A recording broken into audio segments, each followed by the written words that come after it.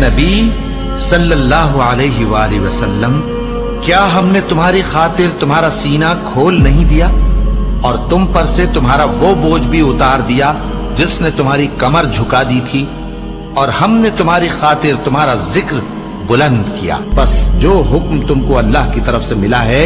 وہ لوگوں کو بے دھڑک سنا دو اور مشرکوں کا ذرا خیال نہ کرو۔ ہم تمہیں ان لوگوں کے شر سے بچانے کے لیے کافی ہیں جو تم سے ہنسی کرتے ہیں، جو اللہ کے ساتھ کوئی اور معبود قرار دیتے ہیں، سو ان قریب ان کو ان باتوں کا انجام معلوم ہو جائے گا،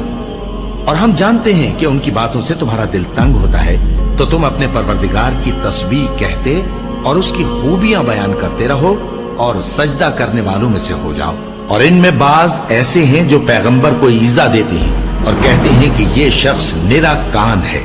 ان سے کہہ دو کہ وہ کان ہے تو تمہاری بھلائی کے لیے، وہ اللہ کا اور مومنوں کی بات کا یقین رکھتا ہے، اور جو لوگ تم میں ایمان لائے ہیں ان کے لیے رحمت ہے، اور جو لوگ اللہ کے رسول کو رنج پہنچاتے ہیں ان کے لیے عذاب علیم تیار ہے۔ جو لوگ اللہ اور اس کے رسول صلی اللہ علیہ وآلہ وسلم کی مخالفت کرتے ہیں وہ نہایت ذلیل ہوں گے۔ اللہ نے یہ بات لکھ دی ہے کہ میں اور میرے پیغمبر ضرور غالب رہیں گے، بے شک اللہ زور آور ہے، صاحب اقتدار ہے۔ تو ایسا خیال نہ کرنا کہ اللہ نے جو اپنے پیغمبروں سے وعدہ کیا ہے وہ اس کے خلاف کرے گا، بے شک اللہ زبردست ہے، بدلہ لینے والا ہے۔